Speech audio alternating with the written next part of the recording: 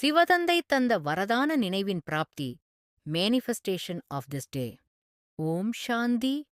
இனிமையிலும் இனிமையான சுகக்கடல் சிவதந்தையின் நினைவில் உள்நோக்கு முகமாகி எனது அமைதி சொரூப சுயமரியாதையில் தந்தையின் தொடர்பு கொண்டு இணைந்திருக்கின்றேன். நாடகம் முடிவடைகிறது. காட்சிகள் மாறிக்கொண்டே வருகிறது. புது யுகம், புதிய கல்பத்தின் வரவின் காட்சிகளும் வருகையும் தெரிகின்றது.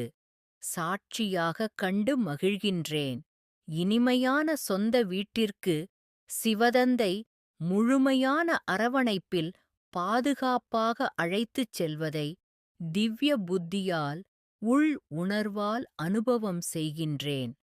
ஸ்தூல கண்களில் காட்சியாகும் அனைத்தும் உலகாய உற்றார் உறவினர்களோடு தமோ பிரதான நிலையிலிருந்து சதோ பிரதானமாக உருப்பெற்றுவிடும் என்பதை ஞானத்தின் ஆதாரத்தில் உணர்ந்து கொண்டேன். எனக்கான எதிர்காலத்தையும் ஸ்தானங்களையும் சிவதந்தையின் நினைவில் உருவாக்கி தந்தைக்கு சமமாக குணங்களில், பண்புகளில், சக்திகளில் சம்பூரணம் பெறும் புருஷார்த்தத்தில் ஒவ்வொரு மணித்துளியிலும் வலிமை அடைந்து முன்னேறி செல்கின்றேன்.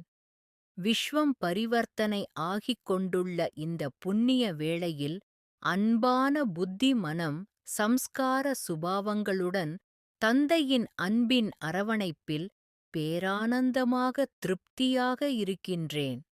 சந்தோஷம், துக்கம், புகழ்ச்சி, இகழ்ச்சி, மானம், அவமானம், இரவு, பகல், இருள், வெளிச்சம், ஆனந்தம், கவலை, பட்டம், பதவி, அறிவு, திறமை, உடைமை அனைத்தும் கடந்து நான் ஆத்மா பரமாத்மா தந்தையின் திவ்ய குழந்தை என்பது ஒன்றே எனது உள்ளுணர்வால் சுகந்த அனுபவம் செய்கிறேன்.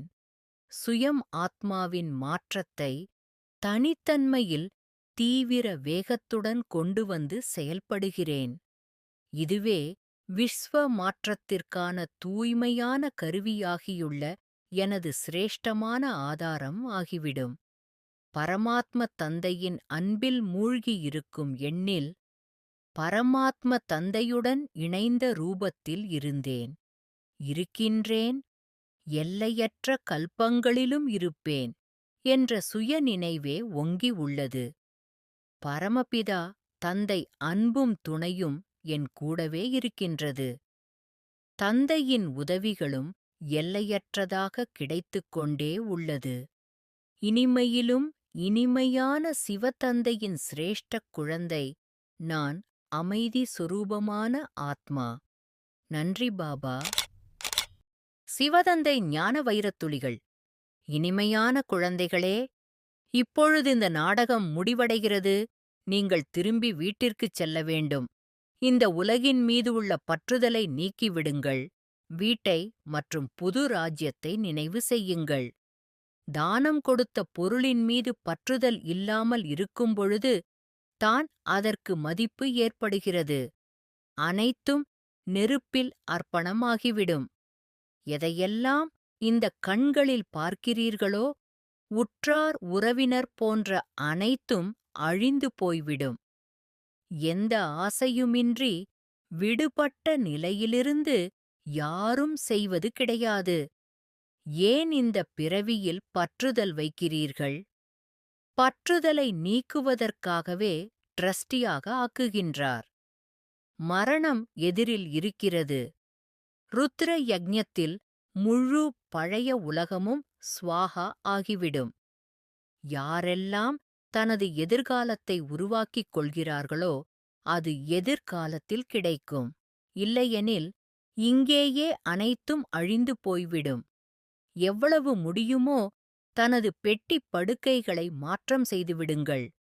தூய்மையாக ஆவது, தந்தையிடத்தில் அன்பு செலுத்துவது கிடையாது. தந்தை தூண்டுதலின் மூலம் படிப்பு கற்பிப்பது கிடையாது. இவையனைத்தும் மீண்டும் நடக்கும். திட்டும் வாங்க வேண்டியிருக்கும். நான் ஆத்மா இந்த தேகம் நடிப்பதற்கான வாத்திய கருவியாகும்.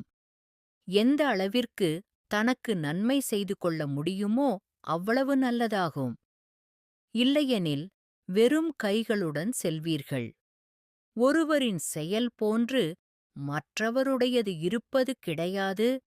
அனைவரின் தோற்றமும் தனித்தனியானது.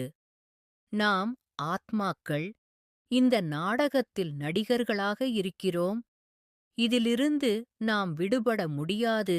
நாடகத்திலிருந்து யாராவது வெளியேறி விடுவது அல்லது யாராவது கூடுதலாக சேர்வது என்பது முடியாத காரியமாகும்.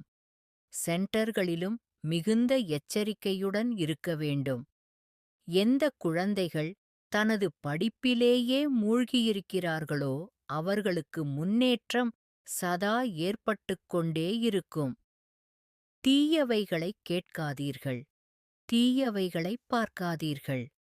எப்பொழுதும் தன்னையே பார்க்க வேண்டும், மற்றவர்களை அல்ல. நல்லது. மன்மனாபவ. தன்னை ஆத்மா என உணர்ந்து ஆத்மாவின் தந்தையான பரமாத்மாவை அன்போடு நினைவு செய்தால் ஆத்மாவில் இருக்கும் 63 ஜென்மங்களின் பாவ கர்மங்கள் அழிந்து போகின்றன.